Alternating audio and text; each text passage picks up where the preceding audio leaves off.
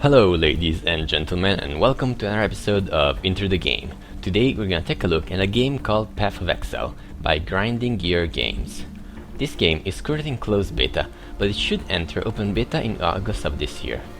Path of Exile is an action RPG, Diablo style game. The business model will be free to play, and there will be microtransactions. As far as we know, they said that their microtransactions will be mostly cosmetics or perks for your characters. But now, let's check out the settings. For video settings, we have a little bit less than what I would consider minimum.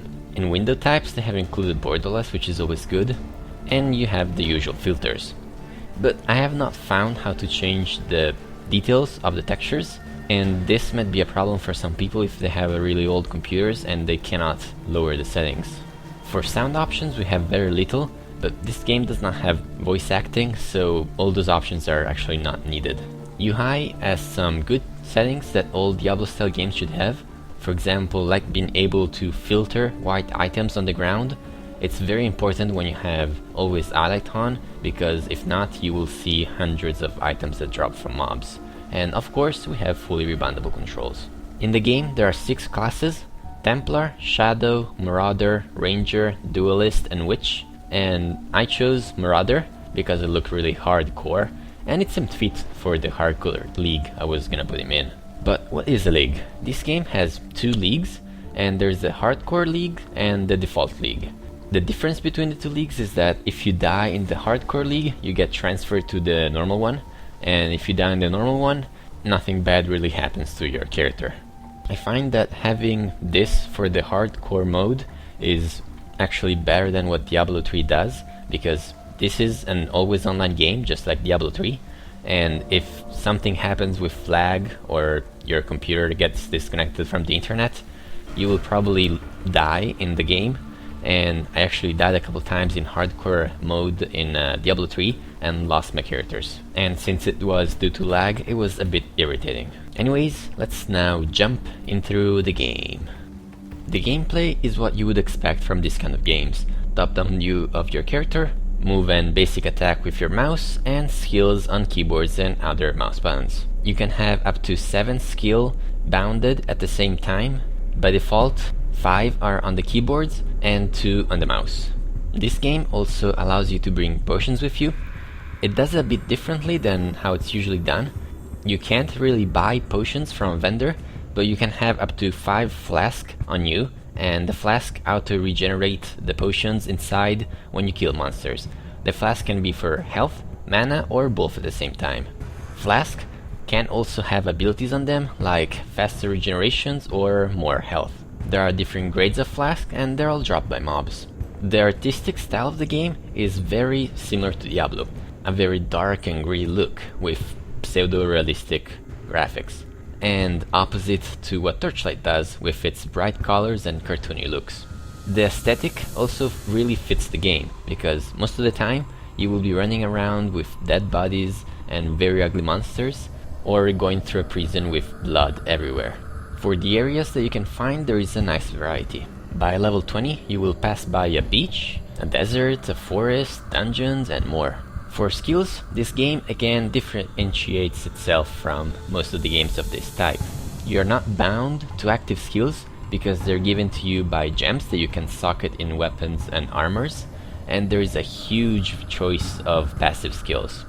At first, you'll probably be confused by how many there are, but I think this is really good because this offers players a choice of creating the character they want.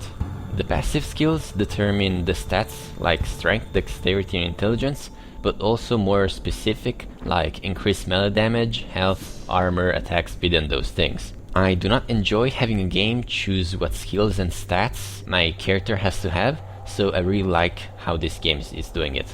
Also, each class can use every weapon in the game because the weapons are not bound to a class but are bound to some stats. For example, a weapon could need to have like 10 strength, 20 intelligence, and 5 dexterity, and if you have those stats, you can use it even if you are a witch and you want to use an axe. This game right now does not have money. There is trading with NPCs, but they will give you items back for the items you sell. This is actually kinda weird because I don't think that other games are doing like this. and I don't know if it's gonna work too well when two players want to trade and they have to not use money. Since this is a Diablo style game, I probably should make some comparisons with Diablo 3. There are many differences in these two games, and I will not be covering every single one of them, but only the ones I find more important. For starters, I would say character progression is a big difference.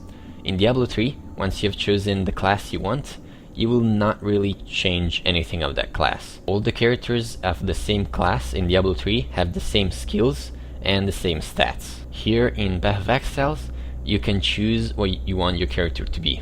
Of course, some builds are gonna work better than others, but if you want to have a ranged tank, you actually can do that. Weapons in Diablo 3 are bound by class, while in Path of Exiles are bound by stats, meaning that in Diablo 3, a monk cannot use a bow, while in Path of Exiles, a witch can use a two-handed axe if she desires and she has the stats. And for storytelling, Diablo 3 just blows Path of Exile out of the water. With cutscenes and voice acting, Diablo 3 is definitely the better one if you're looking for a good story. But considering that Path of Exile is being developed by an indie company, this is not surprising. And at last, free-to-play versus $60. Many people are probably can't afford to spend $60 for one game, so Path of Exiles would be a better option for them. So, what do I like and dislike about the game? I love how much choice they give you when you're making your character and you're progressing with it. It makes you feel like you're really shaping your character like you want it. I personally find the style of the game to be quite awesome. The gritty fantasy world you're thrown in, it feels really dark and scary. And the fact that it's free to play, it means that I can bring my friends in because they're not thrown off by the price of the game. For what I dislike is that there is no voice acting and the story is kinda not there at all. I know that you can talk to NPCs and they will tell you the story of the world, but it's all done via text, and I am not one that likes to read while he plays the game. Also, the game mechanics seem a little clunky right now. Some skills, for example, seem a little hard to activate at times, but this could actually be a bug, and if it is, it will probably get fixed before release. As a final thought, I would have to say go try it, even when it's in open beta next month. You can sign up for a closed beta key right now, but many of my friends did not get one, so I'm guessing they're not giving out a lot of them. And since the game will be free to play, there really isn't no reason not to try it out if you're even slightly interested in it. And now I have a question for you guys and gals that watch my show. Steam summer sales just started today. Would you be interested if I covered some of the games I find interesting every day? I could pick one or two and make a video about them. Or, if you prefer, I could make a video talking about all of them, giving you some information and my opinion about them. Please leave an answer in the comments section below. And now it comes to the part of the show where I give something away. And today it's a copy of Steel Storm Burning Retribution, a top-down vehicle shooters by Caught in Action Creative Artel.